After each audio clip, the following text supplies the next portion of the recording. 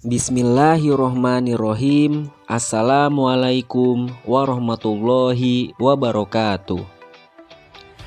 Kami dari kelompok 1 akan membahas mengenai teori psikoanalisis menurut Sigmund Freud yang beranggotakan Annisa Tri Ramadhani, Azhar Muhaimin, Dede Martadi, dan Gita Lailatul Qodriyah. Teori psikoanalisis ini dirumuskan oleh Sigmund Freud. Sigmund Freud dilahirkan di Morovia pada tanggal 6 bulan Mei tahun 1856 dan meninggal di London pada tanggal 23 bulan September tahun 1939. Beliau merupakan ahli ilmu syaraf yang dulunya mengambil jurusan kedokteran di Universitas Vienna.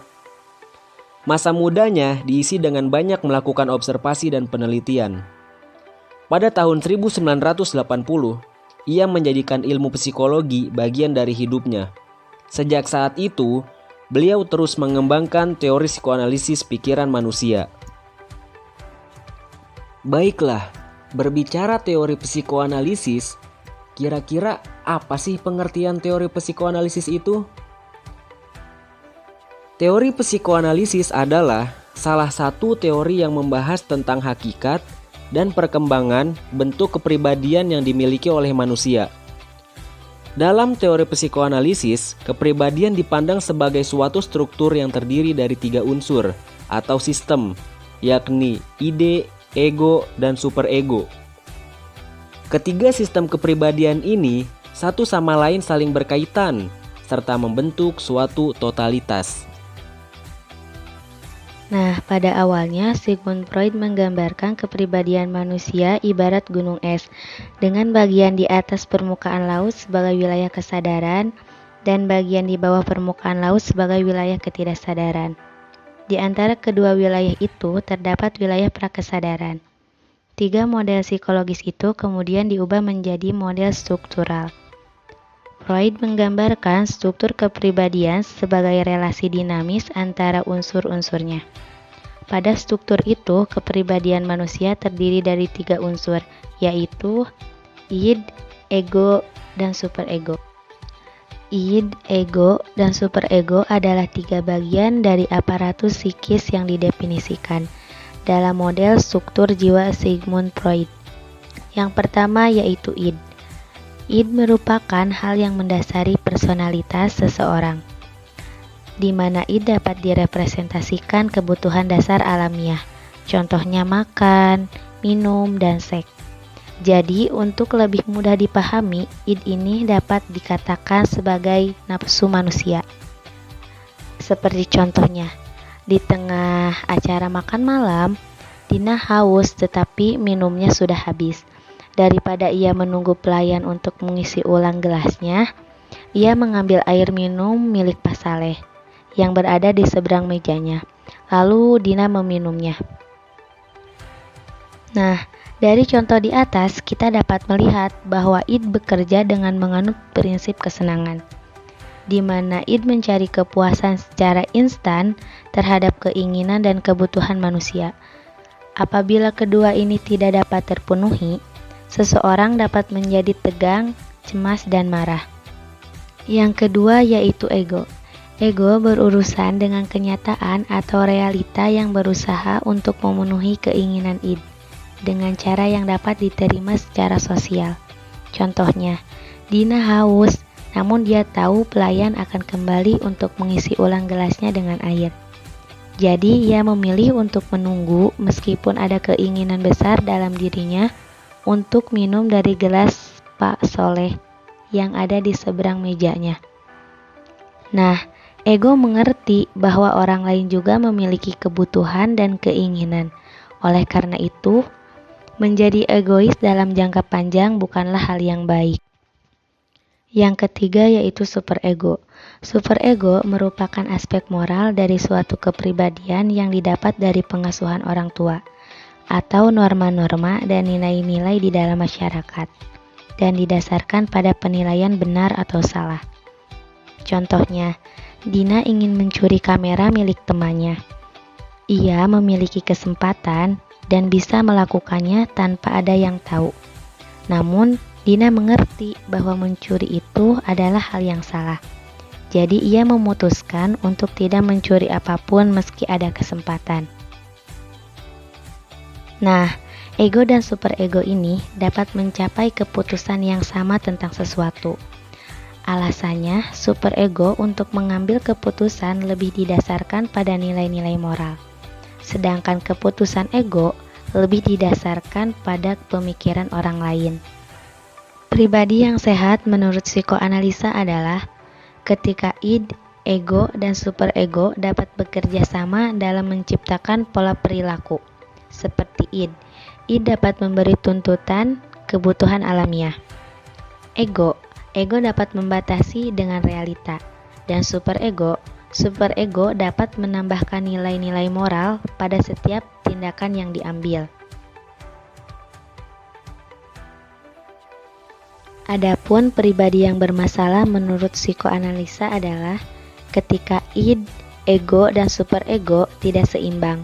Ketika ego tidak mampu menyeimbangkan antara tuntutan id dengan realita dan nilai moral, maka akan terjadi kecemasan. Lanjut pada pembahasan berikutnya, yaitu mengenai kecemasan. Kecemasan merupakan suatu perasaan tidak nyaman karena adanya suatu ancaman. Al-Wisol pada tahun 2009 mengatakan bahwa kecemasan akan timbul manakala orang tidak siap menghadapi ancaman. Ketika seseorang mengalami suatu ancaman, baik berupa fisik maupun psikis, maka orang itu menyadari adanya bahaya yang akan dihadapinya. Apabila orang itu tidak siap menghadapi bahaya tersebut, maka akan timbul suatu kecemasan pada diri orang itu. Freud menjelaskan kecemasan sebagai ketakutan tanpa objek yang seringkali kita tidak dapat menunjukkan sumbernya pada objek tertentu yang menyebabkannya. Lalu, Freud membagi kecemasan menjadi 3 jenis, diantaranya yaitu kecemasan objektif, kecemasan neurotik, dan kecemasan moral.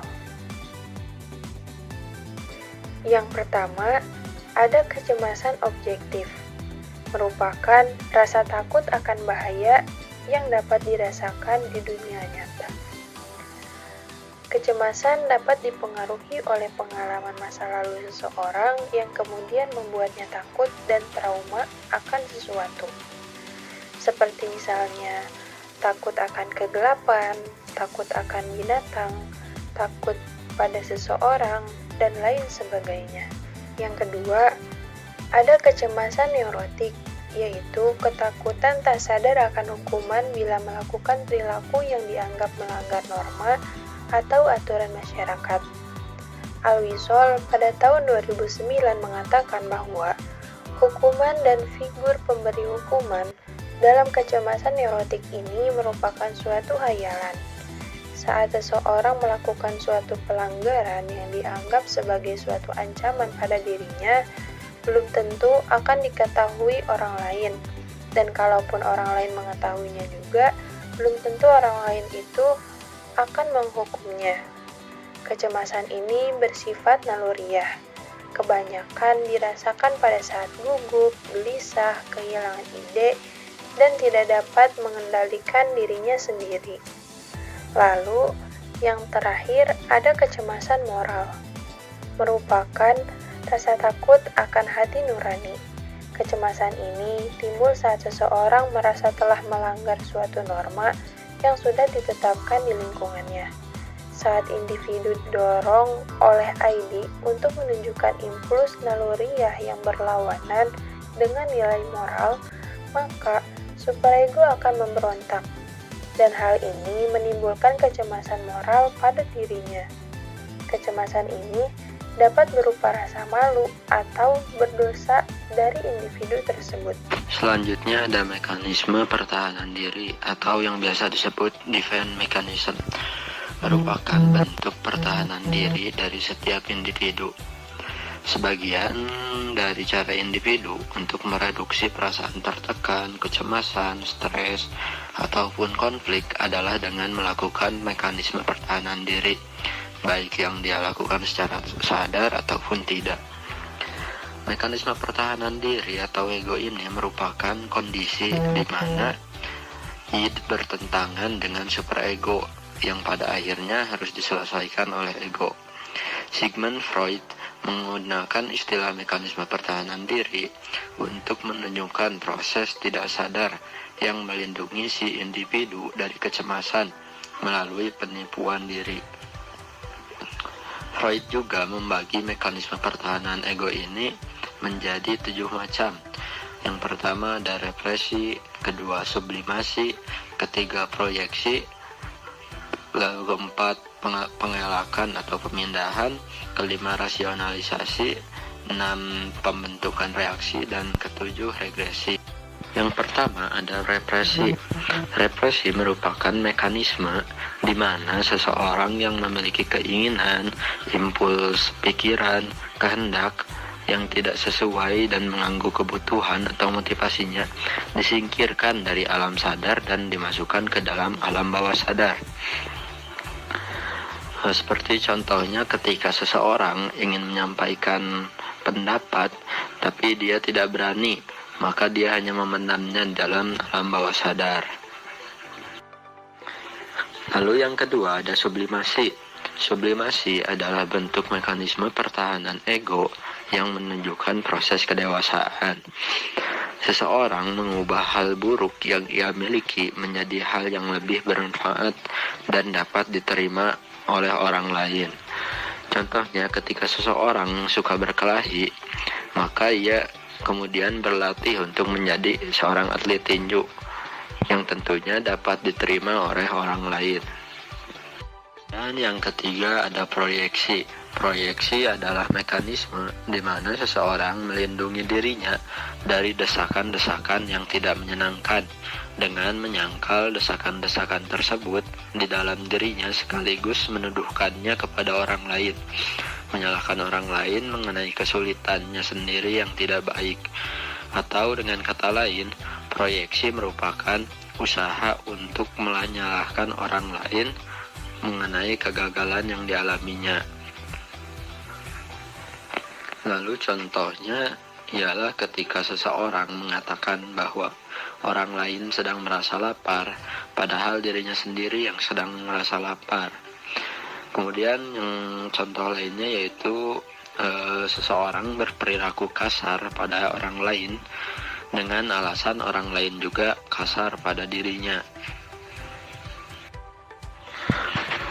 Lalu yang keempat ada pengelakan atau pemindahan atau displacement. Merupakan proses mekanisme di mana emosi-emosi yang tertahan diberikan tujuan yang lain ke arah ide-ide, objek-objek, atau orang lain daripada ke sumber primer emosi. Luapan emosi terhadap seseorang atau objek dialihkan kepada seseorang atau objek yang lain. Seperti contohnya ketika seseorang yang dimarahi oleh seniornya, kemudian dia melampiaskan kekesalannya pada juniornya ataupun pada temannya karena dia tidak mampu untuk melawan seniornya. Yang keenam ada rasionalisasi. Rasionalisasi merupakan upaya untuk membuktikan bahwa perilakunya itu masuk akal atau rasional, sehingga dapat disetujui, dapat dibenarkan, dan dapat diterima oleh dirinya sendiri dan orang lain. Contohnya yaitu ketika seseorang gagal dalam mata kuliah tertentu dan dia beralasan bahwa dia memang tidak berniat dan memang tidak fokus pada mata pelajaran tersebut. Lalu yang keenam ada pembentukan reaksi atau reaction formation. Mekanisme ini merupakan tindakan defensif dengan cara mengganti impuls atau perasaan yang berlawanan dalam kesadarannya. Hal ini dapat menimbulkan kesulitan dalam membedakan ungkapan asli suatu impuls dengan ungkapan yang hanya semata sebagai reaksi formasi. Contohnya yaitu ketika seseorang bersikap hormat secara berlebihan terhadap orang yang tidak disukainya. Lalu yang terakhir, yang ketujuh, ada regresi atau regression. Regresi adalah keadaan di mana seseorang mundur secara mental ke tahap perkembangan sebelumnya. Hal ini dilakukan karena seseorang tidak sanggup atau mengalami kesulitan untuk maju ke tahap perkembangan selanjutnya dan kurang matang dalam beradaptasi. Contohnya ialah ketika seorang dewasa kemudian dia bermain-main seolah dia anak kecil untuk melampiaskan rasa stresnya. Jadi kesimpulannya, teori psikoanalisa dirumuskan oleh Sigmund Freud, seorang ahli ilmu saraf, yang mana beliau merumuskan struktur kepribadian manusia ini terdiri dari 3 unsur, yaitu yang pertama id. Id ini dapat memberikan tuntunan alamiah. Yang kedua yaitu ego, dengan realita ego ini, dan yang ketiga yaitu ada superego, di mana superego ini dapat menambahkan nilai-nilai moral pada setiap tindakan yang diambil. Paparkan, kurang lebihnya mohon dimaafkan, semoga bermanfaat. Wabillahi taufiq wal hidayah. Wassalamualaikum warahmatullahi wabarakatuh.